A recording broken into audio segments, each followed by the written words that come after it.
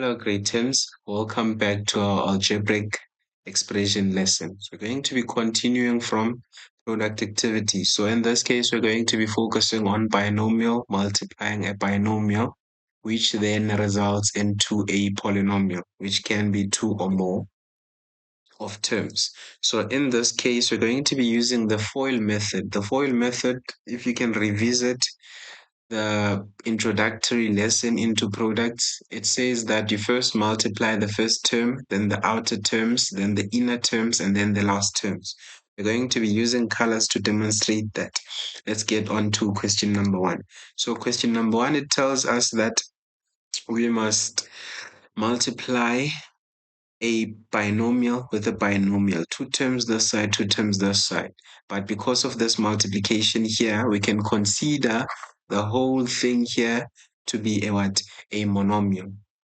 So let's get on to it. So FOIL, it says the first terms must multiply each other. That means the first term is going to multiply the first term. Then it tells you that the outer terms, they must multiply each other, which is going to be the outer term x multiplying the outer term 2. Then it tells you that the inner terms, which is going to be 3, they have to multiply each other.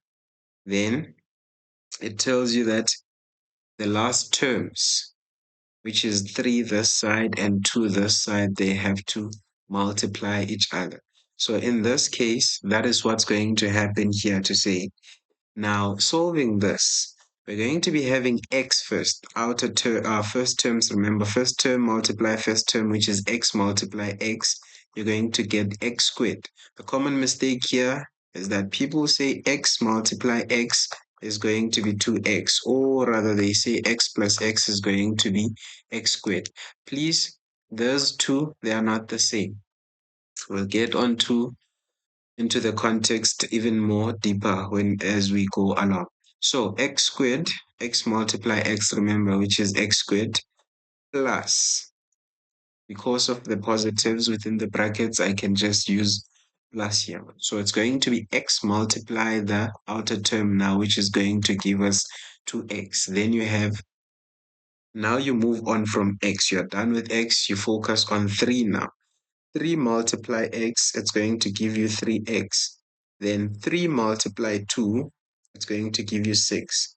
But check here, we have like terms. So the like term is going to be 2x and what? And 3x, because their power is 2, 1. So they can add each other or subtract each other. In this case, you're going to have plus 2. Remember, still the same rule applies to say you multiply the coefficients and variables separately. If there's an addition, you add the coefficients separately. So in this case, it's going to be 2 plus 3, which is going to give us what? 5. Then we just keep one of the x values.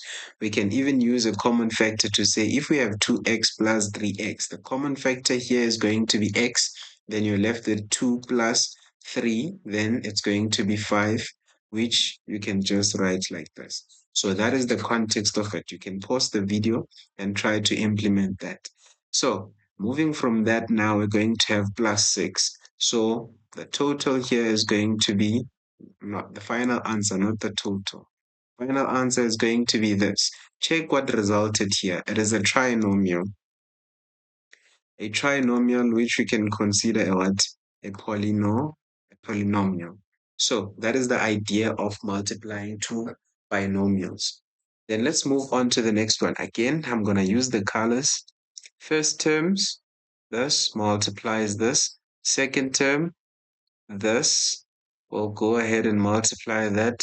Third term, this will multiply that. And then the fourth term, this will multiply that. Remember, FOIL method, first terms, then the outer terms, inner terms, and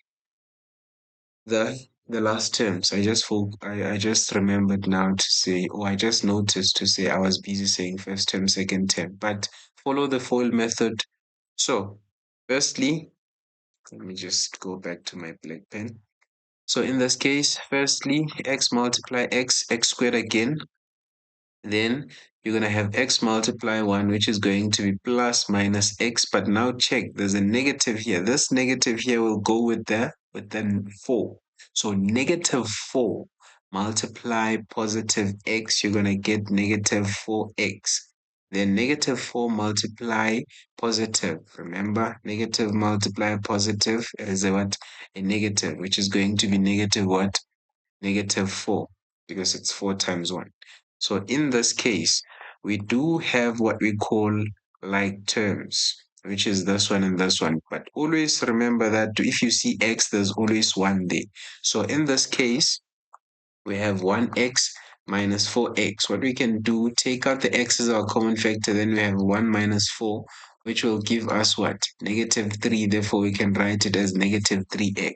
So in this case, this is going to be just negative 3x. Then we go ahead and say x squared minus 3x minus what? Minus 4. So the final answer is going to be like this, which you can tell here this is a what? Is a trinomial again, which we consider to be what? A polynomial. Then we move on to the next one, which is going to be this one here. But now check here. We only have one bracket, but because of the square here, or rather this exponent here, it tells us how many of the brackets we have. What do I mean by that? For example, if we have a bracket 2, it means that we have a multiply a. So we have 2 brackets of what? Of a. If we had a3, it tells us that we have 3 brackets of what is inside there. So the bracket. So in this case, we're going to be having x plus 1, then the second one, which is going to be x plus 1. Then we go from here, we apply again our FOIL method. First terms, they multiply each other. Then the second terms, using color again, the second term they will multiply.